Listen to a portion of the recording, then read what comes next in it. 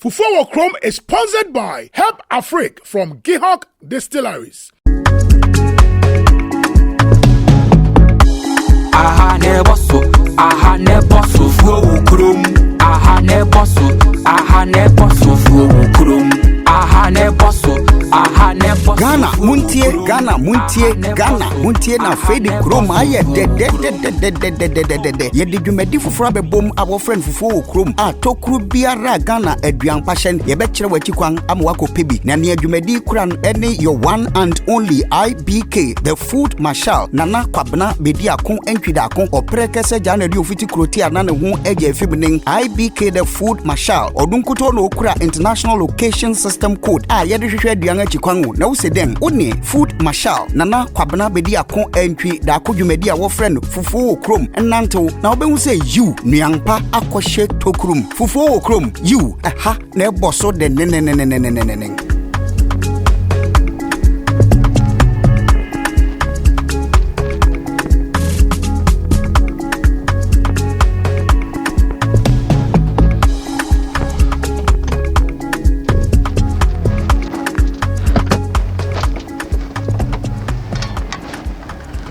Aha, Fufuo Wo Krom, no one just so aha and a bosso.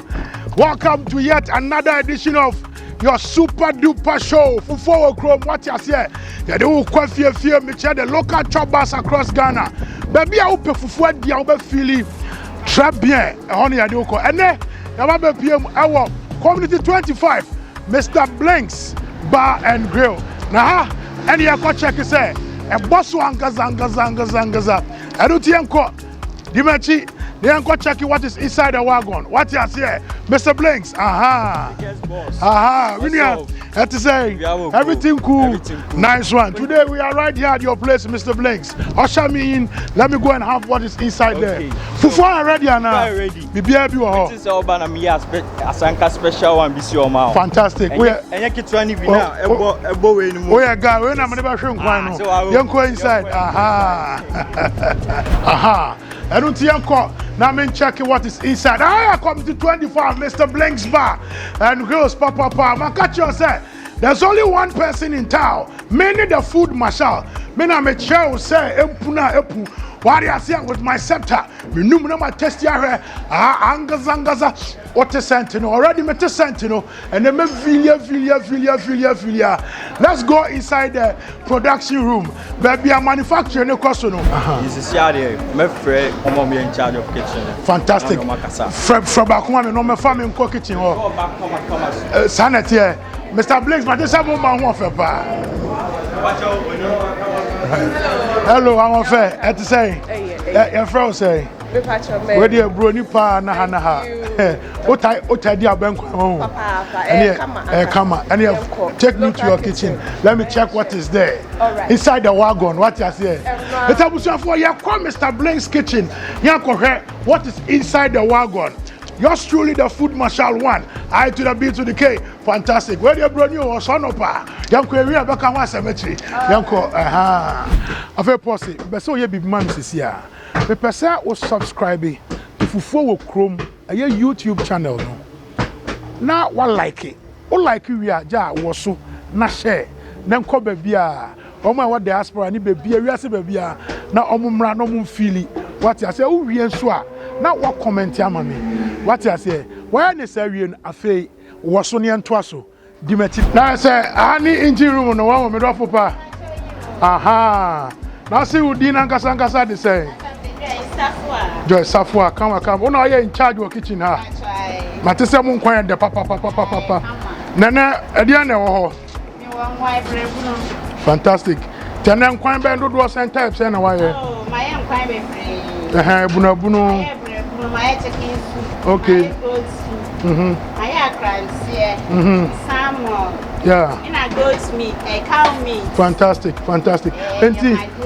Yeah, ben kwai. Ni nyina wo. That could be a young kwan dodo send na motimi ye. That could be a young kwai 4. Be 4. Okay. Na fufuo no. Nkwan 6. Monday kono. Young kwai 4. Ti ba adwada ekosi kwasiada. Benya bibia di. Fantastic. Fantastic. Many about Mami Musa, a kwamba na mo faso a mo de sauce mo ingredient near mat is tomatoes atosudia ne ntro wanya do asane ya man kotombre a kwamba ya se mo run restaurant ne choba dia na mo pefufo fo. Yeah, hand is. Aha, mo hane to say. Yeah, fresh. Yeah, na ya market ni akọ to ne papa. E bi bia o tue pepper ya fresh one. Sa pepper bia ya kama. E bia fresh one e dey ejuma. Mo wanwa. Ejuma ti say Fie nkwan. Ti ha de oba ha ba nye fie aduane na wadi. Na wadi. Mo to mo yi yam na wa ya. Uyi wa kumam.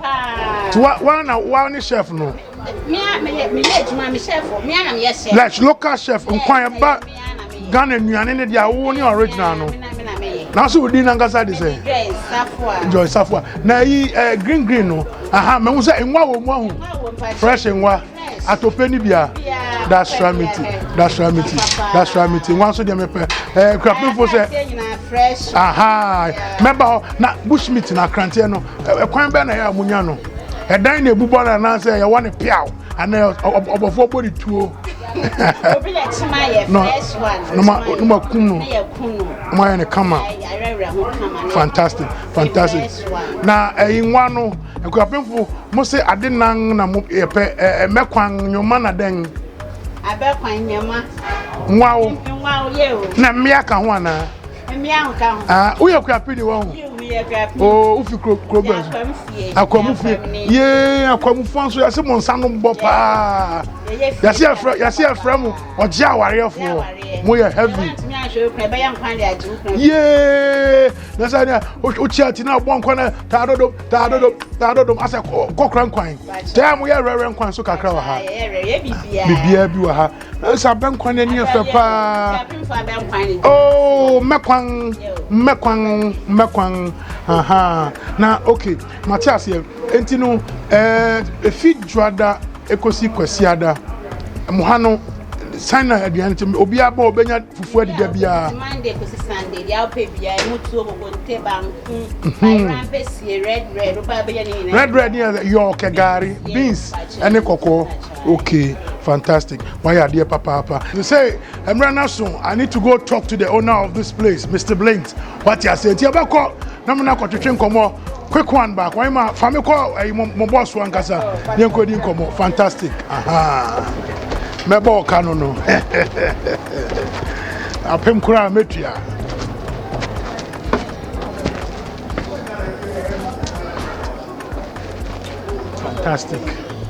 Fantastic. Aha.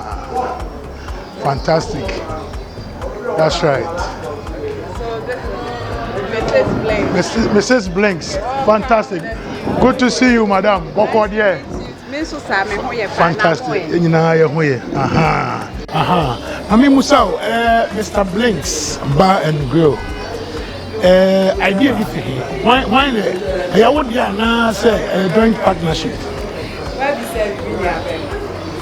Mr. Blinks maybe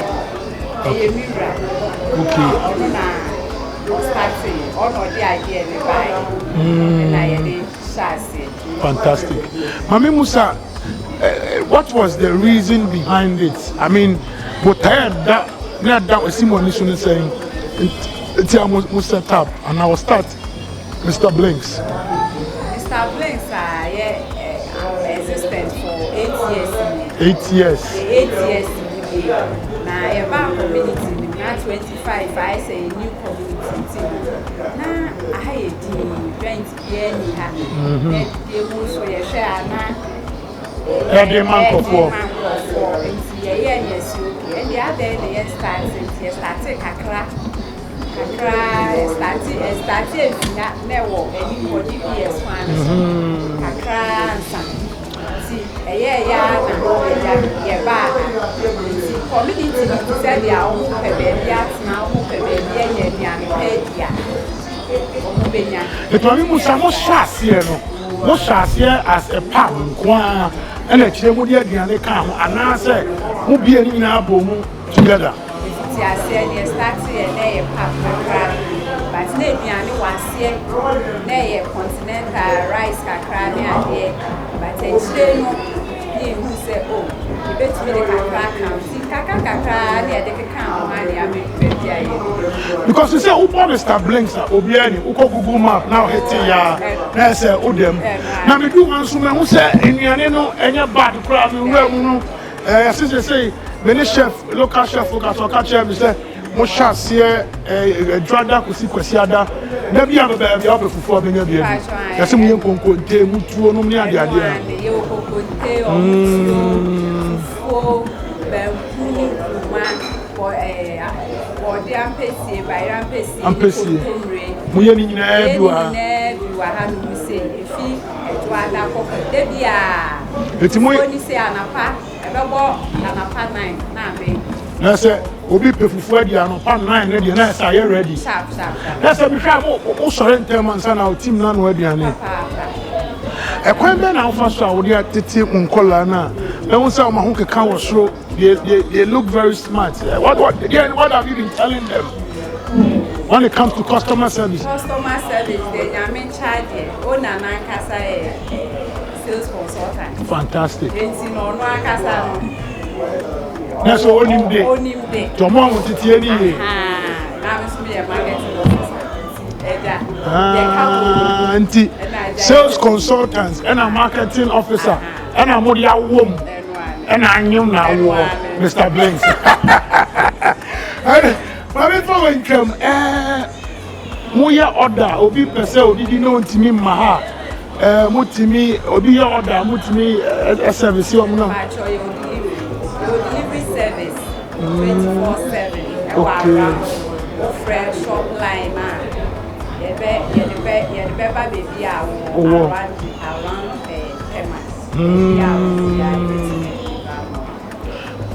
Afi mami Musa dia na obi pese ana obi pese o de kai Mr. Blinks mu signature soup and aduane ben na yem mu ufili say anuane ne dia you can untimi sa Mr. Blinks unko ba bia website evidence say website Mr. Blinks community ni with you here na ye local you fufu ni efie wow you know fantastic dry fish era kwa me kwa si ono you sakrante na ni hwe fu bi no nku no gona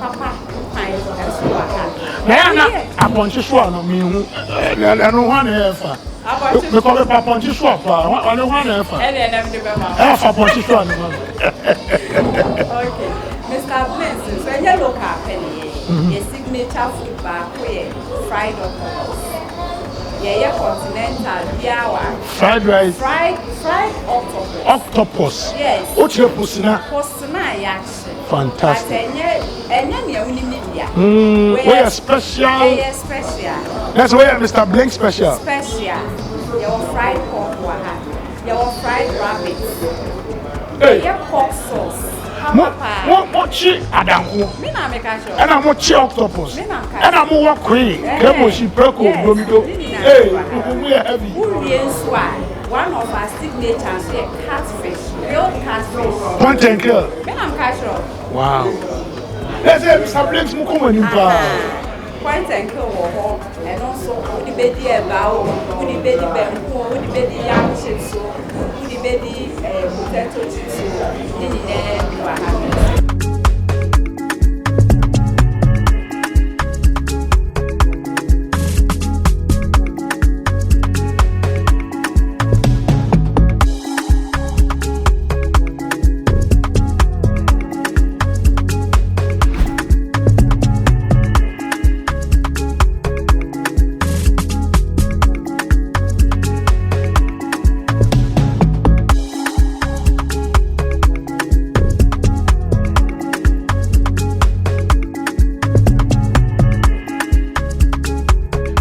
any customers ni bia di nkomo me hwe mami bi o to say sister ni ho ofre no wa chia ni ti o hwen kwan a ya de no na esa me say put attention the gift is a quattro quite simple for to for chopsticks to na fa wonsa edidi eno na ya Ghana de Fufuo Wo Krom na Mr. Blinks boss buta any komo oyema boko de akono wotikwam wadaro mana udini say Now, I'm saying, in Canada, pa.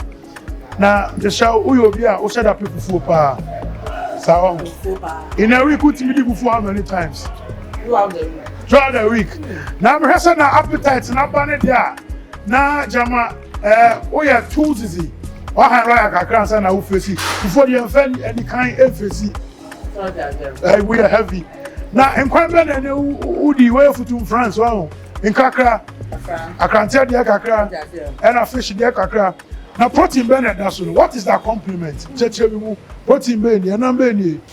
Where to now? A crantier,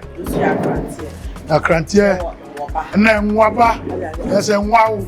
I'm a man, boss, and walk, come on, boss. Ori ade ma no bo abano yes am very one come be so true but she must be media warriors here na tuna one side na tubu tuna who did you want Mr. Blake at your home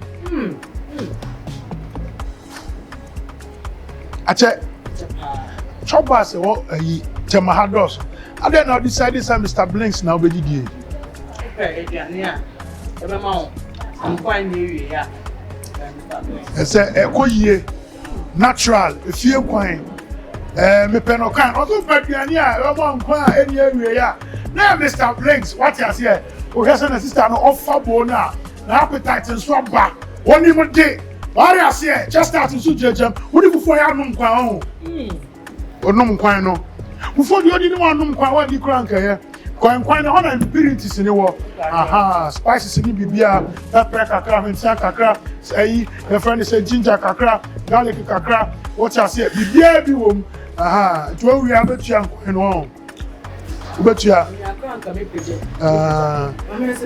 onum nkwan na ma obu na gina so wo krom wo ofe no wani so asenate wan ba no wo ofe e na wani asenate wate ma me kancha ana me kancha mo say go dance back okoseti sanko fa yenchi wow wona mara mo ya mo star sister no wasi fufuo dia ofe ni agro dem mo bad fufu dia there's only one place I am Mr. Blanks on the 25 e no di ni fufuo so timi di fufuo the whole week no be di fufuo nche na oba san one follow ya na ho di na akono that's right sister now when you approaching cracker na say like soup dey na ya udi nkwan ben pa abunabunu soupe abenkwan nso koye na say me kira Mr. Blinks there waza angaza what you say I don't think this French ni ka say bon appétit and what you so merci bon appétit Fufuo Wo Krom na wakwaji Fufuo Wo Krom na ma je so say aha na boss wo etiane meja mu adidi wari azie abujafo enti aye come to 25 nkomo na ye di Mr. Blinks ba ko pe wo tetamane ne importem na ban fufuo kra enu ba bia se da to kwan fin kran na dia locate wo de share Google map ne so a edu ba direct wo anya yira kwan kra ba be pia santai mene aye ona ne kasa e no wo so bo boss o se ha mo che ayi busna nyina omo wo preko de omo bibia nso wa fufuo ne so fu amutu osu kokonte su bibia pe bia ba Mr. Blinks a wo benya bi eri ti abusuafo ye fam kakra na ye ne other people so and check it what's up check it out wari ase one food mashal I look back up ya konye kodi konya mumbetie boy say ya die pe ya na die ye bepie ye fan kwampa hwe ye ntie mu de no mfa me nya ponsa na dog in the one face no mfi say Fufuo Wo Krom correct sir ya video akwaba nya bra me wo se we de mu fili wa fili me shemo na ena kwasi e Anko asori na mo ya asori we na mo ba be home. Ya asori we na e ba be we mo na esi na fufuo bi cause of Mr. Blinks pap. Ana mo be die. E ba be. Nti da bia kwase da se na mo taye no. Pepe. Ma mo saw, minia, ma saw. O ye, o se li. Ana e cross da ko na se wo no. Osofo kakra wi ase kakra. Ya so papa. Me mi anu mo na mo se me. Fantastic. Let me abi wo mo no pese me. Fantastic. Ma mo sa na mo dia dia e ma kono pa. Na no aponchi nkrakra na mudi wo ma aponchi wo na ho tilapia wo me ho ya ma wo me ho akrantia me ho bibia Jack na mfufuo no Udi a wo fufu open the India and open honey one open membre. Me pen membre and we there. Ya me there. Eh honey ho. Jack, udi anka say di mo pa say. Me Eric, Mr. Blanks. Mr. Papa be out to Eric. Onia Ojo, about you said the menu no. Now as I won't register because we won't be listening because about the same association of Ghana unim. Your president Lee Rollins. Oh yeah no, so come on up and take charge. It will say so petrol di me fi akono register. Me register wow. Who you be up fufu pa? Very. Mami Musa e di entina fufu Mr. Blanks fufu mo si e boso amudi wa. Mr. Blanks fufu there. No, we are new. Okoye. Ada se sada be tell talo be yama o. Ada se ye pe de mumre kakra no. Emre kakra. Benya. Opa ponche kakra benya. So na mo benya. Bi enam bia o pe bia no.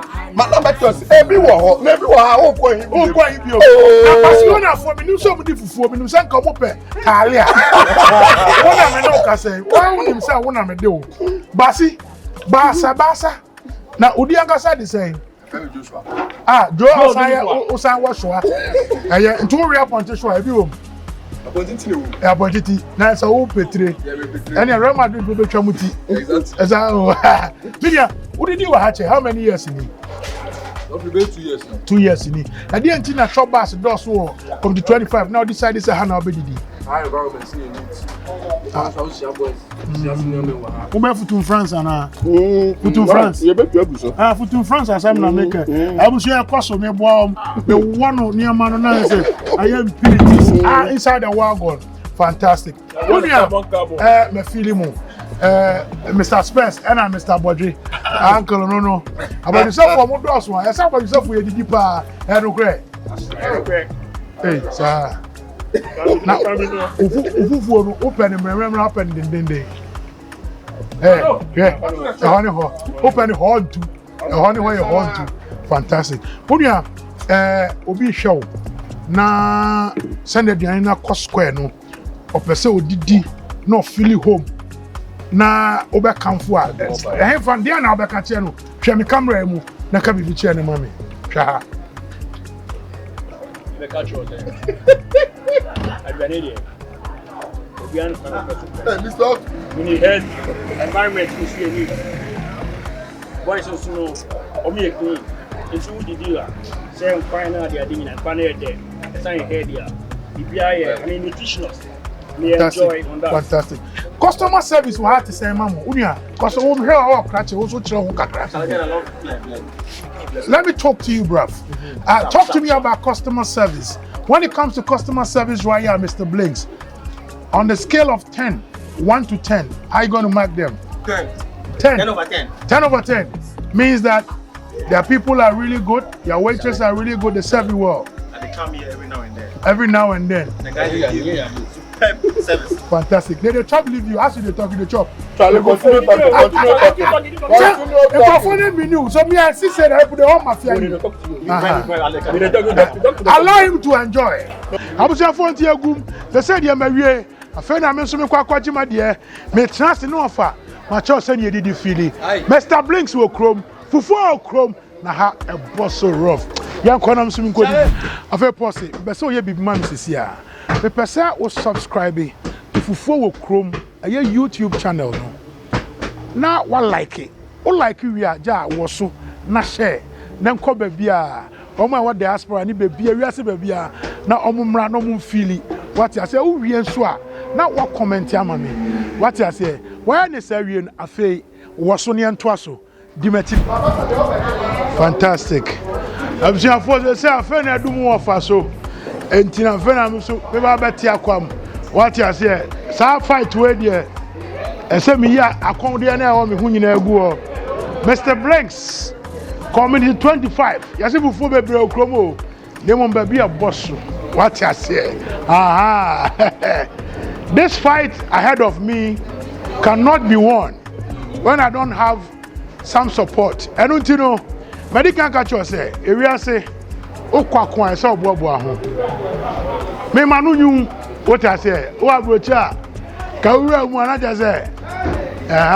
Ade tiro. Aha de na kosu ni.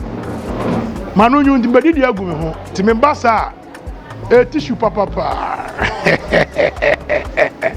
Aha.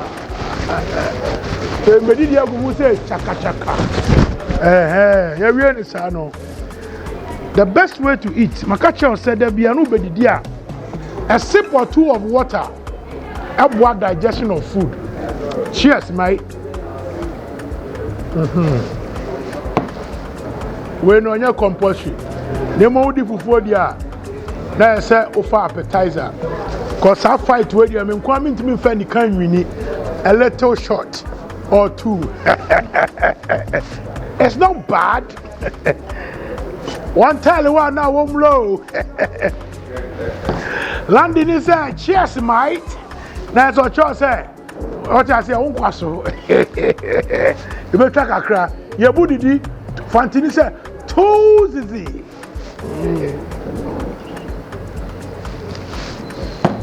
I feel me ya could go and some Roman sir. Emo bed dia oh Rosa. Oba Mr. Blink sir.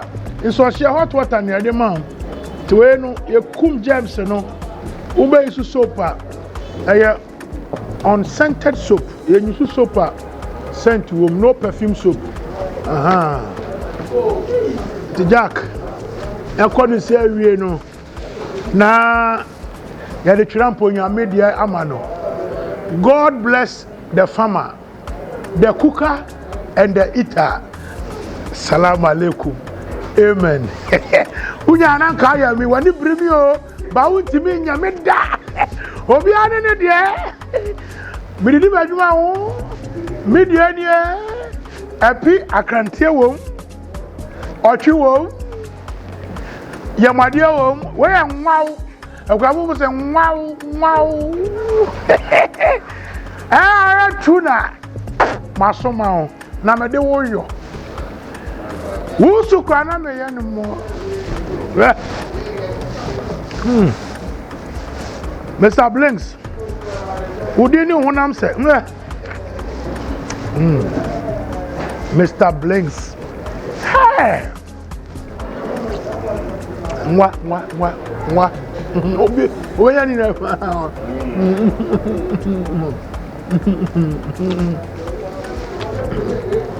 oya sawa nu nyu on one for tissue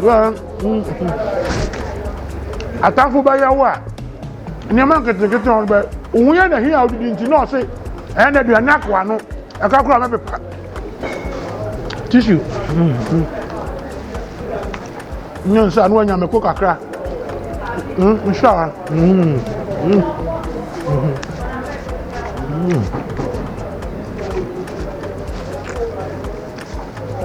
Hey, I can't tell on the cheek. I can't tell. Oh, yeah.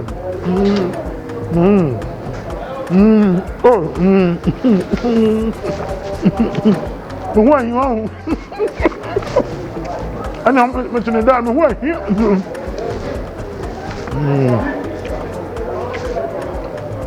I don't know what near the food massage.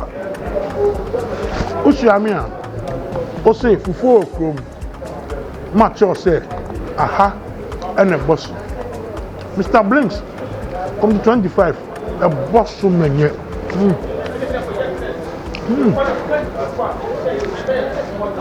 And one quite a coming.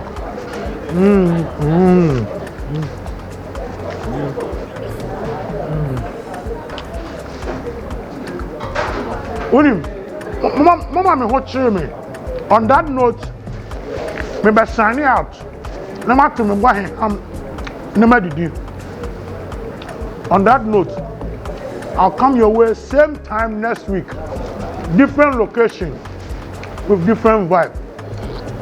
This is just truly one for one. Where were he fucking? What is there? What do you for? I am covered by and quine. And then your man the two ya say. Sia, my son.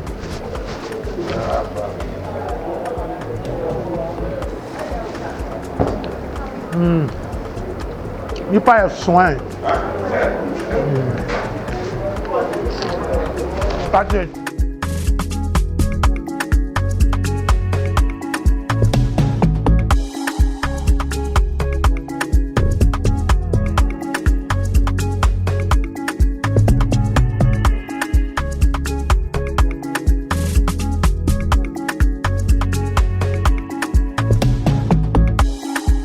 Fufuo Wo Krom is sponsored by Help Afrique from Gihok Distilleries.